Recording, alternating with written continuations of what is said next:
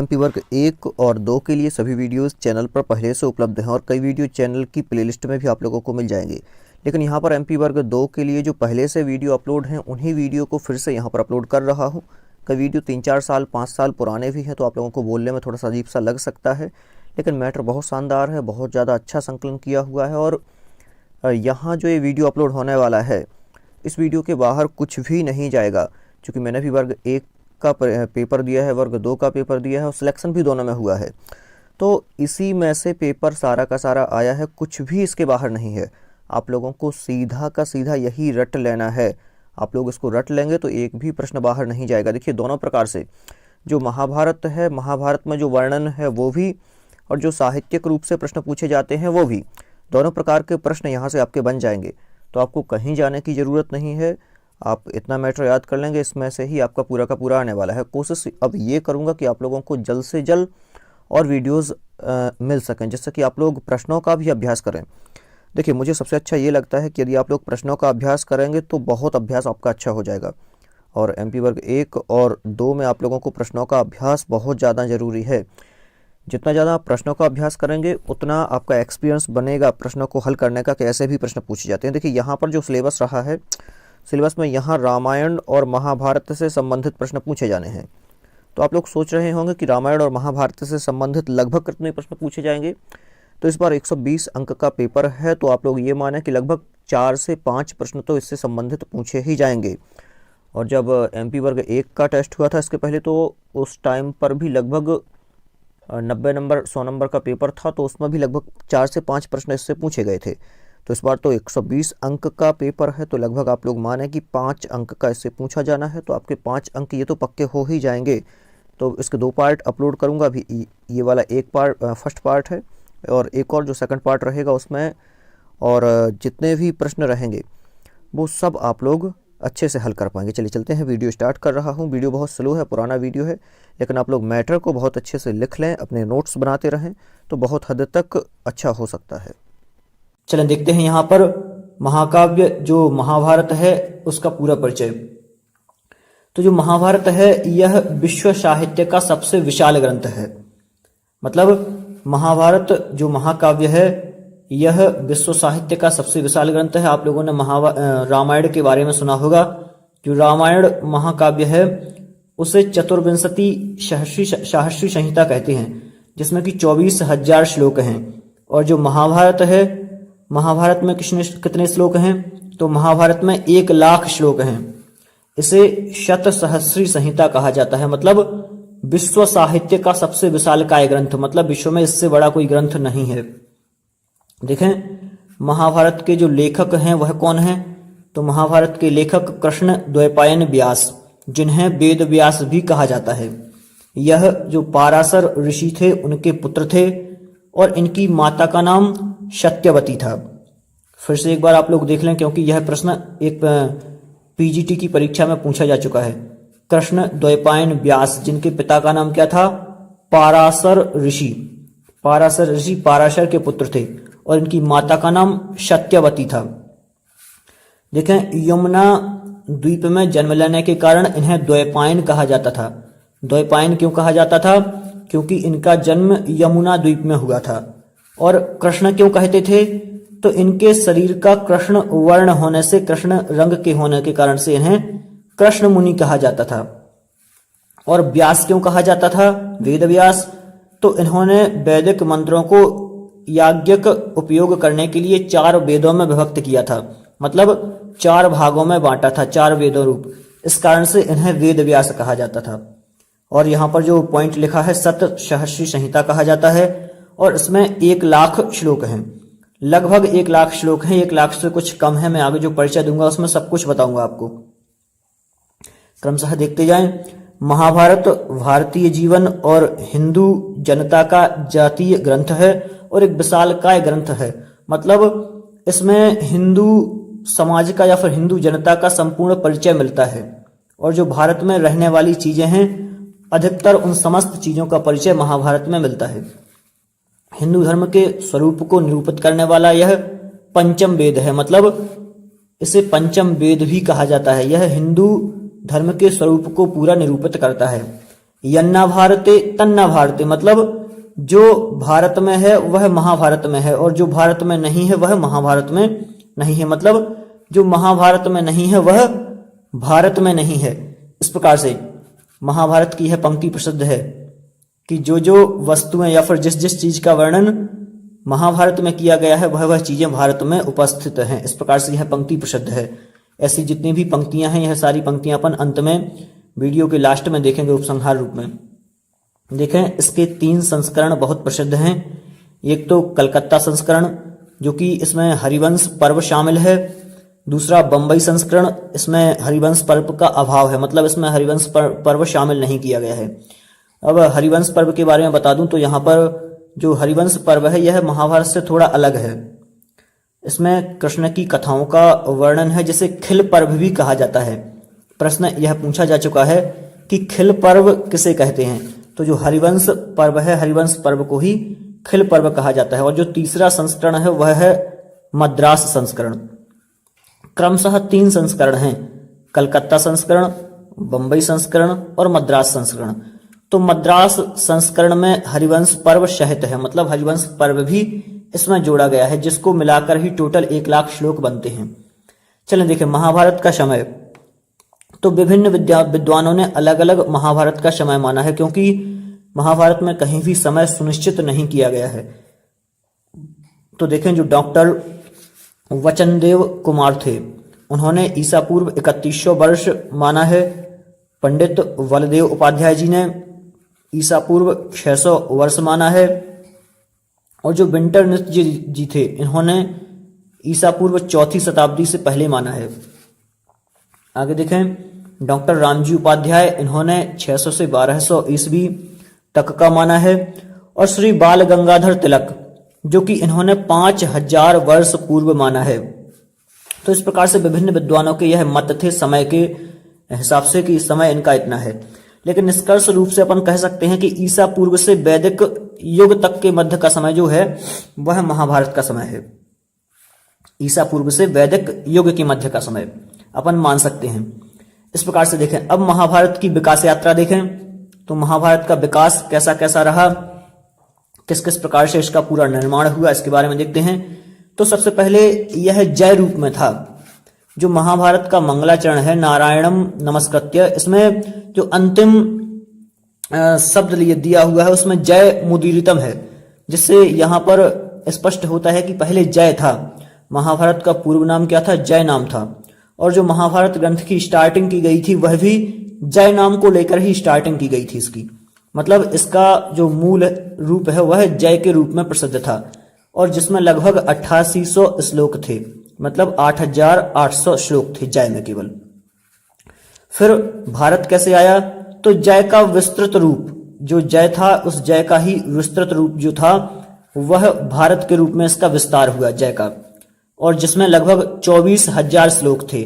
और इन 24,000 श्लोकों को वैशंपायन ने, जो वैशंपायन ऋषि थे, इन्होंने वैशंपायन ने जन्मेजय जी को कब सुनाया था? नाग यज्ञ के अवसर पर सुनाया था। यह प्रश्न भी पूछा जा चुका है। तो वैशंपायन ने जन्मेजय को नाग यज्ञ के अवसर पर सुनाया था। ठीक है, इस प्रकार से यह आप लोग ध्यान रखना। और जिसमें श्लोक कितने थे भारत में? तो इसमें 24,000 श्लोक थे। 24,000 श्लोक थे भारत में। अगला देखें, फिर महाभारत कैसे बना? तो इन सब को इकट्ठा करके महाभारत बना, जिसमें देखें लगभग 1 लाख श्लोक हैं।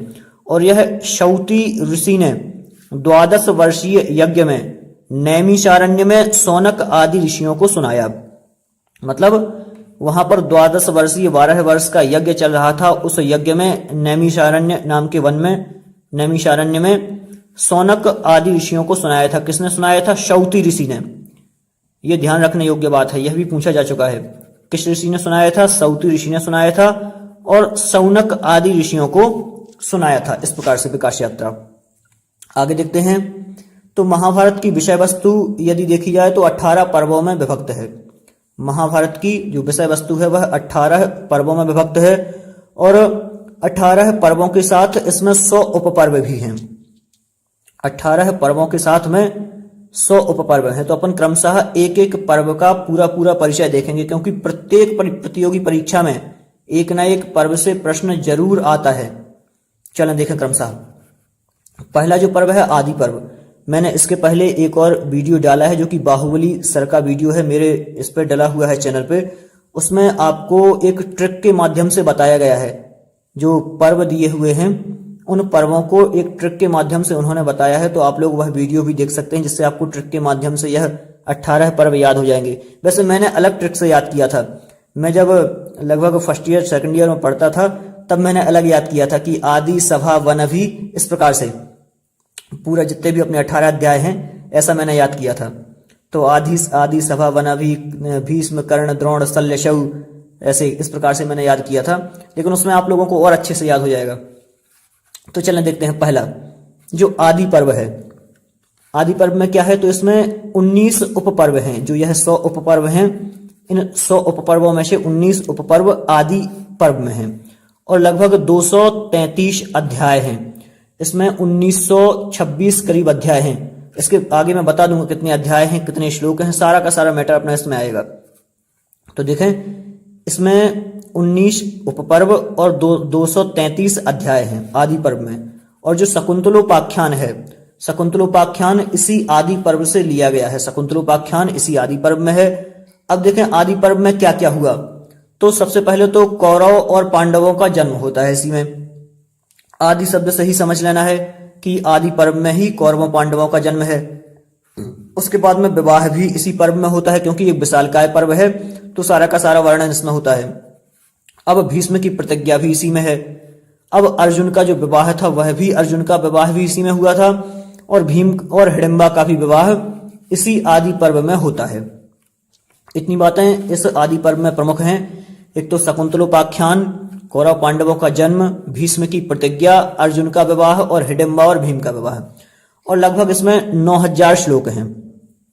इस प्रकार से जो पहला पर्व है आदि पर्व, इसमें यह ध्यान रखने योग्य बातें हैं कि शकुंतलोपाख्यान आदि इसमें प्रसिद्ध हैं। अगला देखें सभा पर्व, जो कि प्रमुख पर्व है। इसमें 81 अध्याय हैं, 10 उपपर्व हैं। 81 अध्याय और 10 उपपर्व हैं। और पांडवों की दिग्विजय यात्रा का वर्णन, मतलब जब पांडव दिग्विजय यात्रा पर निकलते हैं उसका वर्णन सभा पर्व में है। उसके साथ ही जरासंध का वध होता है, कृष्ण के द्वारा शिशुपाल का वध होता है, इसी में द्यूत क्रीड़ा होती है। मतलब ध्यान से देखते जाएं, कृष्ण जी के द्वारा शिशुपाल का वध होता है, द्यूत क्रीड़ा होती है, जरासंध का वध होता है और द्रौपदी का चीरहरण होता है। मतलब जब द्यूत क्रीड़ा में युधिष्ठिर लोग हार जाते हैं तो फिर द्रौपदी का चीरहरण होता है और युधिष्ठिर की हार हो जाती है जब द्रौपदी का चीरहरण होता है। तो केवल इतना ही विषय इसमें प्रमुख है सभा पर्व में कि शिशुपाल का वर्णन इसी में है और जरासंध का भी वध इसी में है। दोनों चीजें प्रमुख हैं और जो द्यूत क्रीड़ा हुई थी वह द्यूत क्रीड़ा भी इसी में हुई थी। ये चीजें इसमें प्रमुख मानी गई हैं। अगला देखें वन पर्व। वन पर्व में क्या क्या होता है क्रमशः देखते जाएं। तो वन पर्व में लगभग 315 अध्याय 22 उपपर्व हैं। 315 अध्याय हैं और 22 उपपर्व हैं इसमें। और प्रमुख क्या है, तो नल और दमयंती की कथा है। प्रसिद्ध कथा है और लगभग यह अधिकतर एग्जाम्स में पूछी जा चुकी है कि वन पर्व जो नल और दमयंती की कथा है वह किस पर्व से ली गई है। तो नल और दमयंती की कथा वन पर्व से ली गई है। और सगर और भगीरथ की कथा, जो सगर और भागीरथ थे इनकी कथा भी इसी से ली गई है। सावित्री और सत्यवान की कथा, सावित्री और सत्यवान की कथा भी इसी से ली गई है।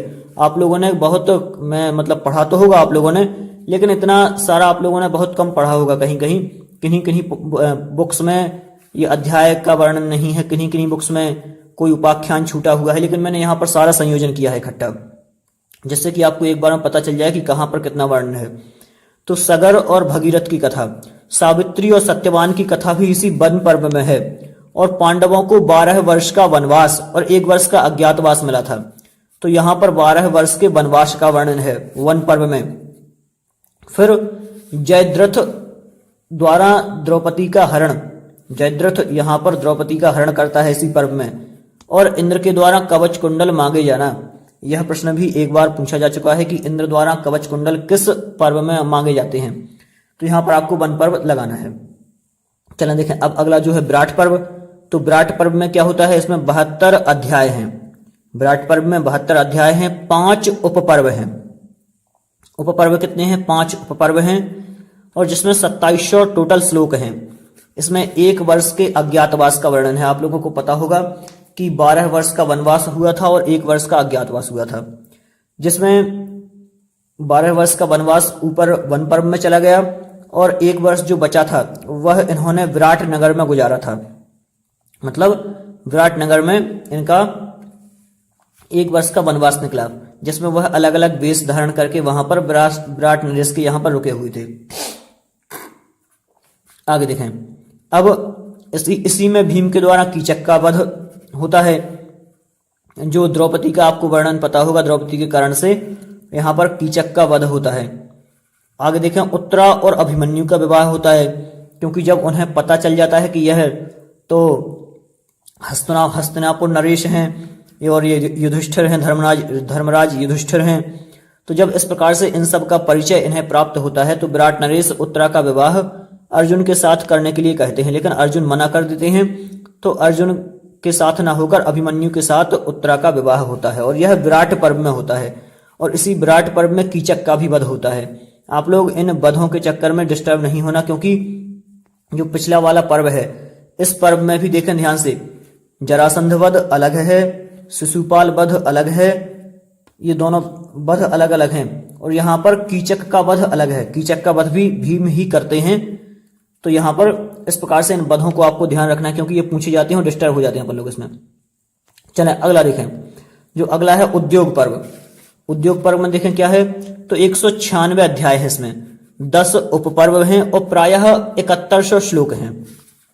इसमें कृष्ण का दूत बनकर जाना, मतलब कृष्ण दूत बनकर, ये मान के चलें कि शांति दूत बनकर जाते हैं। कहां पर? तो दुर्योधन आदि के पास, मतलब कौरवों के पास। तो देखें वहां पर क्या होता है, इतना मतलब दूत बनकर जाना होता है, इसका वर्णन है, दूत बनकर जाने का वर्णन। और भी बहुत सारे वर्णन है, मैंने यहाँ पर लिखे नहीं। आप लोग एक बार महाभारत पूरा देखें, जो महाभारत के पुराने वीडियोज हैं, एक बार उन वीडियोज को देखने का प्रयास करें, जिससे महाभारत आपका पूरा क्लियर हो जाएगा। अब देखें यहाँ पर सैन्य योजना का वर्णन है, व्यूह की रचना का वर्णन है, और युद्ध की प्रस्तावना। युद्ध की प्रस्तावना भी इसी उद्योग पर्व में ही है। जो प्रमुख है वह यही है, और युद्ध की प्रस्तावना उद्योग पर्व का। आगे देखें, जो भीष्म पर्व है, भीष्म पर्व में क्या होता है, तो भीष्म पर्व में भीम को सेनापति बनाया जाता है। भीष्म को, जो पितामह भीष्म थे, उन पितामह भीष्म को सेनापति बनाया जाता है, जो कि 10 दिन तक युद्ध लड़ते हैं। अब 10 दिन तक युद्ध लड़ते हैं, उसके बाद में जब युद्ध में अर्जुन द्वारा इन्हें परास्त किया जाता है, तो यह सरसैया पर लेट जाते हैं, उन्हें लिटा दिया जाता है बाणों के द्वारा, अर्जुन के बाणों के द्वारा। तो उनकी सरसैया का वर्णन है, और 10 दिन तक युद्ध लड़े जाने का वर्णन है। इसी में भगवत गीता का भी वर्णन है। मतलब यह प्रश्न कई बार पूछा जा चुका है कि श्रीमद् भगवत गीता कहाँ से ली गई है, तो यह महाभारत के भीष्म पर्व से ली गई है। आपको हमेशा ध्यान रखना है, श्रीमद् भगवत गीता महाभारत के भीष्म पर्व से ली गई है, जिसमें 18 अध्याय और लगभग 700 श्लोक हैं। और ये मान के चलें विश्व साहित्य का सबसे बढ़िया ग्रंथ है श्रीमद् भगवत गीता। 18 अध्याय 700 श्लोक और महाभारत के भीष्म पर्व से लिया गया है। आगे देखें, द्रोण पर्व। द्रोण पर्व में आचार्य द्रोण को सेनापति बनाया जाता है। 5 दिन तक इन्होंने युद्ध लड़ा। अभिमन्यु का वध इसी पर्व में होता है। जयद्रथ का वध होता है, और घटोत्कच और द्रोणाचार्य इसी पर्व में 3-4 लोगों का वध होता है। क्रम से देखना, अभिमन्यु का वध होता है चक्रव्यूह में, जयद्रथ का वध होता है प्रतिज्ञा लेने पर अर्जुन के, उसके बाद में घटोत्कच का वध होता है, सभी लोग घटोत्कच का वध करते हैं, कर्ण आदि। उसके बाद में और द्रोणाचार्य का भी वध इसी द्रोण पर्व में ही होता है। और जब द्रोणाचार्य का वध होता है तो उनसे उस घटना को लेकर दुखी अश्वत्थामा नारायणास्त्र का प्रयोग इसी पर्व में करता है, इस द्रोण पर्व में। आगे देखें, अगला जो पर्व है वह है कर्ण पर्व। कर्ण पर्व में क्या होता है, कर्ण को सेनापति बनाया जाता है। द्रोणाचार्य जी का वध हो जाता है, तो जो कर्ण होते हैं, कर्ण को सेनापति बनाया जाता है। यह लगभग 2 दिन तक युद्ध लड़ते हैं। जो कर्ण थे वह 2 दिन तक युद्ध लड़ते हैं, और कर्ण का वध होते ही दुर्योधन सरोवर में प्रवेश कर जाता है। और शल्य को इसी पर्व में कर्ण का सारथी बनाया जाता है।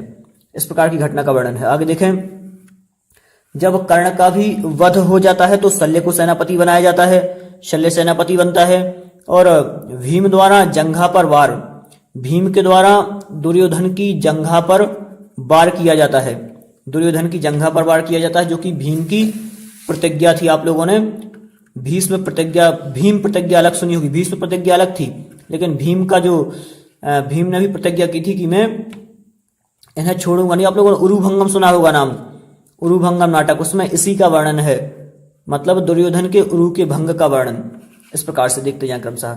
आगे देखें, बलराम और अश्वत्थामा का क्रोधित हो जाना। जब दुर्योधन का उरु भंग हो जाता है तो जो बलराम जी थे और अश्वत्थामा थे, यह क्रोधित हो जाते हैं। क्यों क्रोधित हो जाते हैं? क्योंकि सब कुछ नियमों के विरुद्ध हुआ था, इस कारण से क्रोधित हो जाते हैं। इसका वर्णन है। आगे देखें, सौप्तिक पर्व। सौप्तिक पर्व से नाम से ही अपन को समझ जाना है कि सोते हुए। तो कृपाचार्य, कृतवर्मा और अश्वत्थामा, इन तीनों ने पांडवों की सोती हुई सेना पर हमला किया और द्रौपदी के 5 पुत्रों को मार डाला। और वो भी हमला कब किया था? रात के समय। कृपाचार्य, कृतवर्मा और अश्वत्थामा ने पांडवों की सोती हुई सेना पर रात्रि के समय में हमला किया और द्रौपदी के 5 पुत्रों का भी वध इसी पर्व में होता है। आगे देखें, स्त्री पर्व। स्त्री पर्व में क्या है? तो स्त्री पुरुषों द्वारा अपने संबंधियों को जलांजलि देना और युधिष्ठिर द्वारा स्त्री जाति को शाप देना। आपको पता होगा कि जो कर्ण थे, सूर्यपुत्र कर्ण, जिन्हें सूर्यपुत्र भी कहा जाता था, तो सूर्यपुत्र कर्ण का वृत्तांत कुंती ने अपने पुत्र युधिष्ठिर के लिए सुनाया था। जब कुंती युधिष्ठिर को यह वृत्तांत सुनाती है कि कर्ण आपके भाई थे और पूरा वृत्तांत सुनाती है, तो इस प्रकार से दुर्योधन क्रोधित हो जाते हैं, मतलब युधिष्ठिर क्रोधित हो जाते हैं या फिर उनके मन में बहुत ग्लानि का भाव उत्पन्न होता है और वह स्त्री जाति के लिए शाप देते हैं। तो शाप का वर्णन भी इसी में है। शांति पर्व देखें। शांति पर्व में क्या है? तो 365 अध्याय हैं, लगभग यह सबसे बड़ा पर्व है। 365 अध्याय हैं, 3 उपपर्व हैं, 3 उपपर्व हैं, 14,725 श्लोक हैं इसमें, 14,725 श्लोक। और महाभारत का सबसे बड़ा पर्व है।